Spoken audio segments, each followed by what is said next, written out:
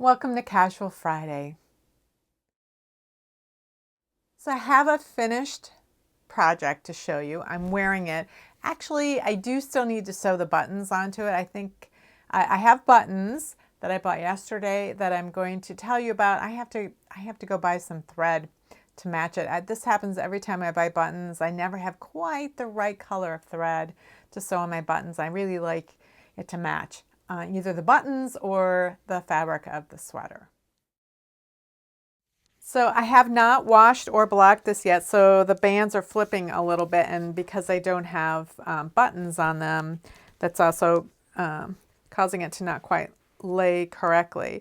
So this is the ensemble sweater I've been working on in the past few weeks, and it has cables and a kind of lace pattern up the sleeves, and then most of the drama is on the back of the sweater. It's all the body's knit in one piece up to the underarms, and then you put the stitches on hold. You knit the sleeves up to the underarms, and then you join them all together, and it has raglan shaping up to the top. So I thought I'd tell you a couple of the challenges that I had this week when I was working on it. I had joined the sleeves to the body, and I was working my way up and working the decrease lines on the sleeves, and as well as the V-neck. You're supposed to use markers to indicate where you're supposed to do the decreases.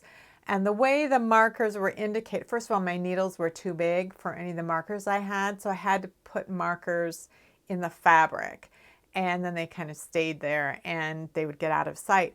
And I thought, I can read my knitting after I've established the first few decreases, and I'll have, there's a single line of knit stitches that form the seam line, and the decreases are on either side of it. And I thought I'll just be able to read my knitting and see them. And I noticed that I had missed some decreases. I'd gotten quite a ways up and I'd missed some, and they were all in the same seam line, and I couldn't figure out why that was, and I didn't see a good way to fix it because it was very clear that the stitches on either side of the seam line looked the same. That is, for any given seam line on one side of that seam line, the stitches all looked the same along the decrease, and on the other side, all of those stitches looked like each other. What was on one side of the seam line didn't always look the same as the other, though. And that, I think, was where my confusion came, and why I was skipping decreases sometimes, because sometimes it was very obvious that I couldn't keep maintaining my moss stitch pattern, that it was getting interrupted, and it was always because there was the decrease line. And then there are other places where the stitch pattern was not being interrupted, and I just sailed on past and I missed doing the decreases. So I ripped everything back to the armholes, and I used a different strategy for my decrease line in terms of the marker than what I'd used before. And the other thing that I did was, instead of knitting across all of the stitches while I did the joining, I took the body and the two sleeves were each on their own needles, and I took a fourth very long needle, and I just slipped the stitches. I slipped all of the stitches for the front onto the long needle, then all of the stitches that I needed for the first sleeve, and then all the stitches for the back, and then all of the stitches for the second arm or sleeve, and then for the left front. And then once I had all of the stitches on the long needle, then I worked the actual joining row, and I established my markers for the raglans. I just have never done a bottom-up seamless raglan sweater before. I've done top-down seamless raglan, which I mentioned last week, not my favorite. And I've done a bottom-up raglan in pieces and then seamed like 25 or so years ago. Because I haven't done this type of sweater before, I couldn't visualize at every step what was going to be happening. I could visualize what the technique was that was being called for, but I didn't necessarily know what what this was all leading to. And I think that's a problem a lot of knitters have. You'll see that on Ravelry. People won't understand what to do with an instruction because they can't visualize it. And so you have to tell them, you need to trust, you need to just have your knitting in your hands and follow the instructions and then watch what happens on your needles, and then you'll get the visual that you need. But you can't expect to be able to visualize something that you have never experienced before. And that was the challenge that I was having with these seam lines and doing this yoke and figuring out, well, what is going to happen, and did I do something wrong? Because what was happening on either side of these seam lines was not the same at every seam line. So I'm going to show you in an overhead what I'm talking about. So I want to point out the difference in the seam lines. Now, it may be subtle, and maybe no one else is going to notice it, but it was pretty obvious to me. So on this side, you have this very defined single line of knit stitches, and then on the other side you see the moss stitch coming up to it, but it's very distinctly on its own, this particular knit stitch on the seam line. On this side, though, it looks a little different. It looks almost like there's a two-stitch line. It's the stitch on the left is a little different than the main seam line, but these two sides are different. This seam line is very much like the second one I showed you right here on the seam. It's very much like that. It's sort of the mirror image. Is that the mirror image? The stockinette, the knit stitches on the right. Yeah, it's the same. It's the same on both of these. And then on the opposite sleeve, where we had that distinct line of knits on this sleeve edge, on this one you get a different look where you have knits on both sides. So these were knit decreases on both sides of that knit stitch seam line, and it makes just a different looking seam line here than you see on the front, which had purl decreases on either side of that seam line.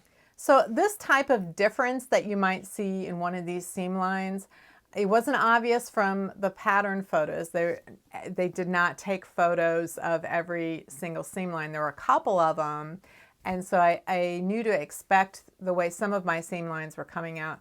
But I really wasn't sure at first when I was getting a difference in some of my seam lines, did I do something wrong, or is that the way it's supposed to be? And so I did some spreadsheet laying out of things to see what was actually happening, what decreases were being used on either side of the seam lines, and would that result in what I was getting. And I was certain that I was doing it correctly once I did it the second time. But this is one of those design situations where when you are designing over multiple sizes, you have to grade a particular pattern over multiple sizes. Sometimes you have to make compromises where if you were designing a single size for yourself and you knew that you were going to have a very specific number of stitches, or you could fudge something one stitch this way versus another so that everything would match up perfectly, you could get that to work for that one size. And then when you tried to grade the pattern and make it work for other sizes, it wouldn't necessarily work out.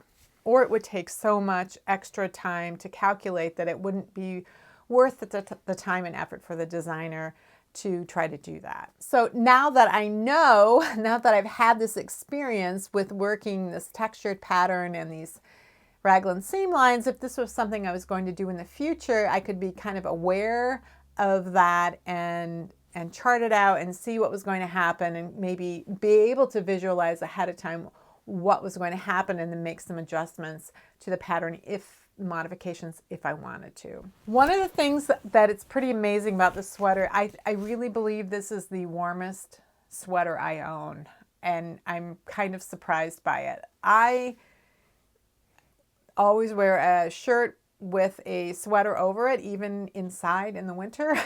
And sometimes it gets cold enough, the coldness is seeping through the windows, that I put another sweater. I have this great big bulky long coat that I knit a few years ago that I sometimes will put on over whatever else I'm wearing. and it has a shawl collar. I really love shawl collar because it keeps my neck warm.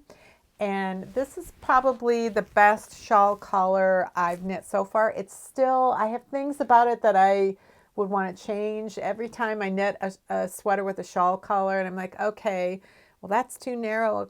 Next time I want one thicker. So this is plenty thick, plenty wide. But I think I would want the neck to be raised up on the body of the sweater, and before I made the shawl collar. There's some other things that I've thought about what I would like in a shawl collar that I haven't seen in other designs. So I've been doing some research, trying to find more information and searching Ravelry and seeing what people are saying about shawl collars that might be tips for making them better. I have some ideas about what could make them better. I'm just going to keep researching because I have a goal that the next sweater I make with a shawl collar, it's going to be perfect. and it will be something I probably design myself. I used the yarn called for in the pattern because it was a chainette yarn, and I had been wanting this year to make a project with cables using a chainette yarn. And so I thought, well, this is a good opportunity to see how well chainette yarn works with cable patterns, and it works great, but really what's so amazing is how warm it is, especially when you consider that a 50-gram ball has twice as much yardage as a plied yarn would have. The chainette construction is basically this little I-cord, and it's just full of air, and it just has all of this loft to it, and it traps so much air that's what keeps it warm, and that's why you don't need as much wool per yard. So I haven't sewn the buttons on this sweater yet because I need to get some thread that matches the sweater or the buttons, one of the two. But I wanted to show you the buttons that I got. I'm going to do an overhead so that you can see that. Whenever I finish a sweater, I always go to Treadle Yard Goods in St. Paul. It's a really nice fabric store. I really don't sew very often anymore, so I never buy fabric there, but I always go there for their buttons. And they have a really huge selection, and I just need help figuring out what type of button would be good with this, like what sort of material or color or texture would go well with whatever I've knit, and they've always helped me do that. What I noticed when I bought my buttons for this sweater is that this will be the third cardigan in a row where I have bought buttons that don't match each other. They match, but they're not duplicates of each other. These are the buttons that I bought for my sweater. Now I only need 5 buttons. I have 9 here, but they were all sewn on the card. I've taken them off, and I've kind of laid them out on the sweater to try to figure out which ones I'm going to want to use. But what I like about these vintage buttons that I get at Treadle Yard Goods is that they tell you what they're made out of, and then they tell you approximately when they were made. So my assumption is that this is sort of the time range in which these types of buttons were fashionable. We come up close and we can see what each of these looks like a little more clearly. Some of them are black on the back, and most of them are black on the back, but that one, is this one white? This one's white, and I think that one's white. The coloring indicates what kind of shell it is, but most are black, and then we've got these 2 white ones and this kind of gray one. So this past summer, I knit a little baby cardigan, and I had looked for buttons. I'd looked at white buttons, and I thought they were kind of bland. The black ones looked better, but they didn't have the right size. I think they had the wrong number of white ones and the wrong size of the black ones. And so they pulled out the vintage buttons, and I found these black and white gator buttons, and they were just perfect. They really made the sweater, and each one of them was different from the other one, which is one of the reasons I really liked them. This is a sweater that I have worn in Casual Fridays and Technique Tuesdays before, and it is another sweater. This one isn't vintage buttons, but this is another case where I have used buttons that didn't match each other. And the challenge when I went to buy buttons for this was that there weren't enough of any one color to supply the entire sweater. I think I needed 2, 4, 6, 8. I needed 10 buttons, and I just didn't.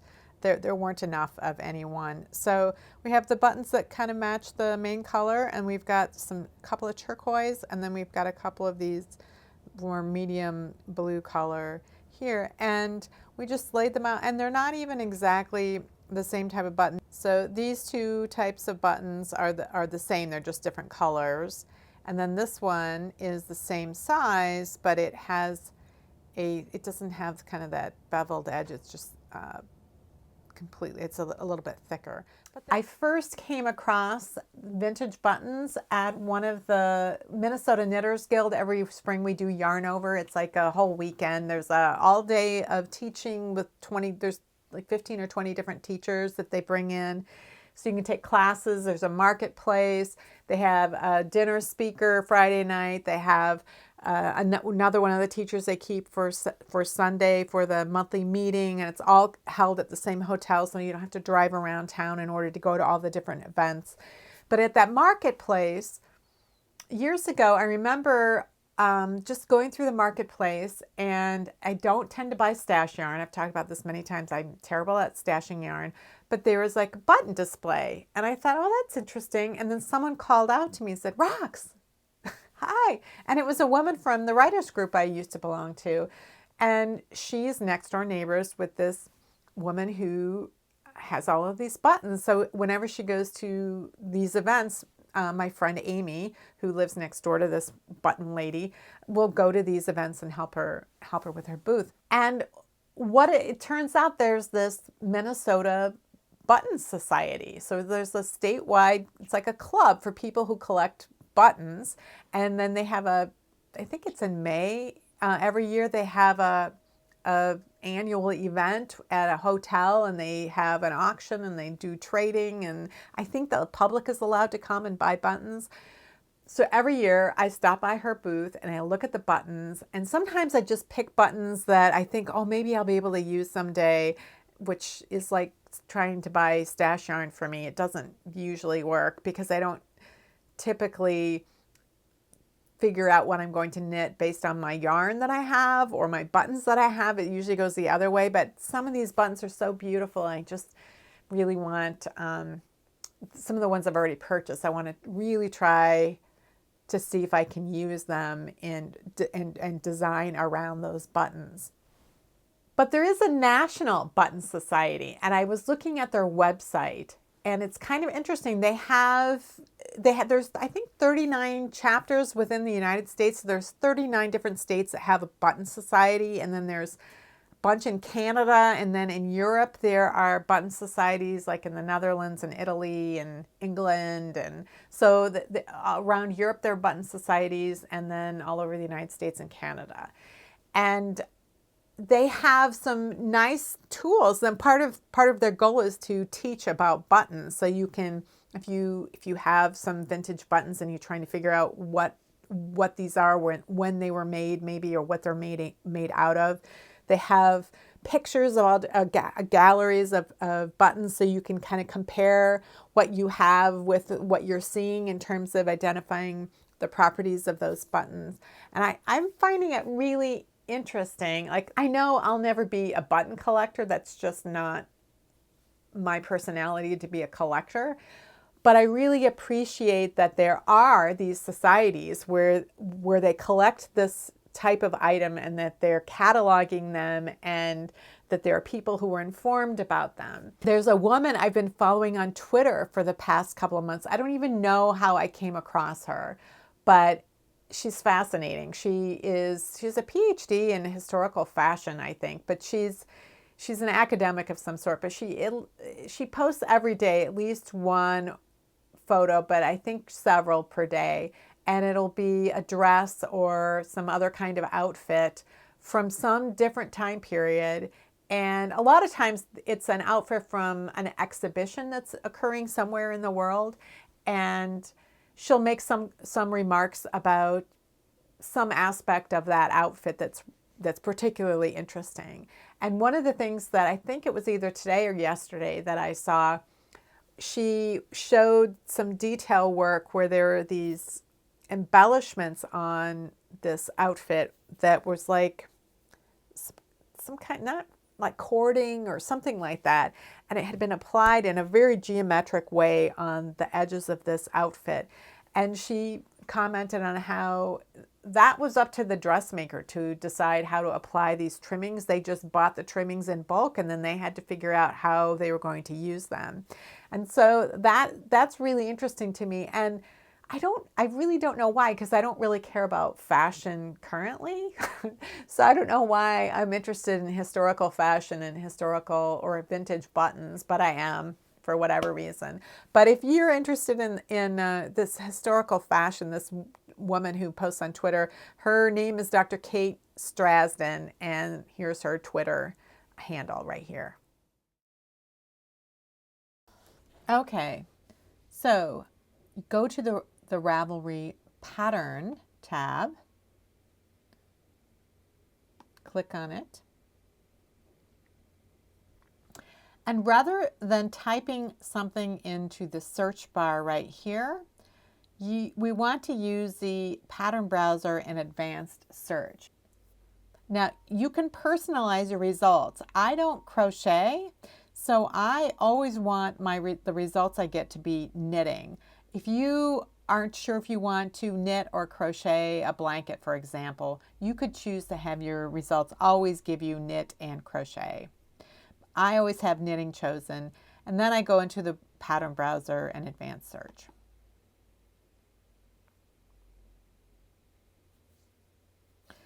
So the first thing you get is if you have just knitting chosen like I did, you're going to get 500,000 matches. So Ravelry is going to throw everything at you, and they're going to put it in an order that is dependent on what you have selected here. I have best match selected. You could choose hot right now. You could do alphabetical, most popular, whatever. I typically want best match for me, and I think that's based on things I've knit before, things I have in my notebook, but I really don't know.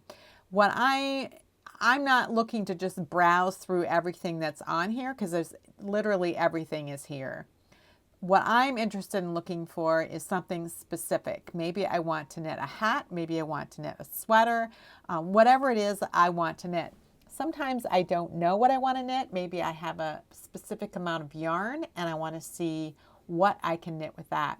So what you do to find any of that is to use the filters over here. And so they're grouped together by type. So these are attributes of a project, like whether it has color work, and because there's a little folder, a yellow folder next to the word color work rather than just a checkbox next to what's here in my favorites, I know that I have more choices here.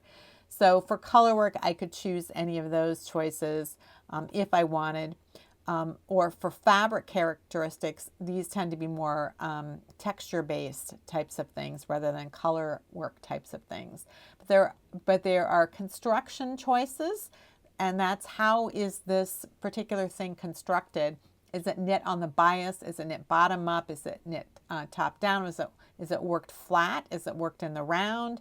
Is it seamed? Is it seamless? All of these kinds of characteristics that you might care about when it comes to the construction. So I would recommend, going through these one by one to see what your choices might be. Design elements, they have elements that could occur in just about any type of project, but some things are going to be very specifically for sweaters, but they're grouped in the attributes category. So then you have the category of projects. So you have clothing, accessories, things for the home, toys and hobbies, pets, that kind of thing. So if you were looking for a sweater, for example, or you can see all the different kinds of pieces of clothing that you might choose versus an accessory like scarves, mittens, socks, jewelry, shawls, that kind of thing are going to be in accessories. So if you're not sure, look in one, and then if it's not there, look in the other. So for clothing, for example, if you were looking for a sweater pattern that might work for you, you could choose all sweater patterns, cardigan, or pullover. Every time you make a choice, every time you click on a checkbox, you're going to reduce the number of results significantly. And every time you select something, like right now, if I wanted to check all sweaters, I would reduce the 500,000, whatever I had initially. I would now have 103,000 choices. So if I clicked that, I have 103,000 sweaters that I can choose from. And then amongst these, for availability, 14,000 of them are free. Some of them I can purchase online. Some are in print. I can choose any of those. I can choose based on what age the person would be who would wear the garment, and so I would typically want an adult. So there are there's 62,000 adult sweaters that have the attributes I've chosen so far. Then I might want to choose based on yarn weight. Maybe I have some yarn in my stash. I usually have a worsted weight yarn in my stash now. I'm down to 10,000 sweaters I could choose from. I can choose by yardage. This can be really handy if you have a single skein of something and you want to find, you don't care what you knit with it, you're not sure what you want to knit with it, but what you want to do is use that skein. That's when the yardage really comes in handy, and you can customize exactly how much you want to indicate. Maybe you have 360 yards worth of yarn, and you don't want to choose 150 to 300, and you don't want to choose 300 to 450, so you can customize and put in, well, I want something that has 300, it takes 300 to 360 yards. You could do that if you wanted. I'm going to just exit out of that. It's less useful if you're looking to make a sweater, because the yarn quantities listed for sweater patterns are typically a range, and they'll give you the low end of the range is what would be required to knit the smallest size, and then they'll have the upper range, and that would be for the largest size. And so that can be more difficult to narrow down by yardage, but it's very useful for, like I said, if you're looking to use a single skein of something. You can also further reduce it based on the number of colors that you want to use in the garment. Now, you're always able to add more colors. Just because something is designed in a single color doesn't mean you can't use two. But if you have, say, 3 skeins of yarn and you want to use all 3 of them, maybe you want to choose something that uses 3 colors. And then you might even want to specify yardage for something like that as well. So there, you can keep choosing all of these attributes if they're important to you. Needle size is something like, if you only have a certain needle size and you want to knit something that uses that needle size, that's fine. I don't think it's terribly useful, because just because the pattern calls for that needle size and that's the needle size you have, that doesn't mean you're going to get the correct gauge by using that needle. So I find that less useful. But if you find that you're an on-gauge knitter, that whatever the pattern calls for is what you need, then maybe that would be useful to you. And then you want to look and see how patterns are ranked. Like, I am not interested in any of these 33 patterns that only have 1 star. I tend to want to use a 4 or 5 star pattern myself. So I can choose both of those. And here it's telling me I can match any of these. So it doesn't have to match both of those. It can't. But in some cases, when you're choosing attributes, you need to specify whether you want it to match all of those or none of those, or like you can modify and match all of these, or you can exclude certain things, and you can dig in deeper to really specify, I do want something with this kind of pocket, but I don't want something with set-in sleeves. Like, I don't care what kind of sleeves they are. So at this point, I have almost 5,300 matches, and I could continue to narrow them down as I would like. And this is telling me what are all of the things I've chosen. I've chosen a sweater that's knitted to fit an adult, that's a 4 or 5 star rating, and I want to use worsted weight yarn. So maybe now I want to start browsing because I don't know what I want. So this is a really good way to find things that maybe use techniques that you haven't used before and you're really interested in. It's a way you can find things that avoid techniques you're not interested in. So there are a lot of uses, but it's really, really nice to learn how to use the filters. Well, that's it for this week's Casual Friday. If you enjoy my videos, you can support me by buying me a coffee on Ko-fi.com. If you have any comments or questions about today's video or suggestions for videos you'd like to see in the future, you can leave those down in the comments below or join the discussion in my Ravelry group, Rocks. Thanks for watching, and I'll see you next week.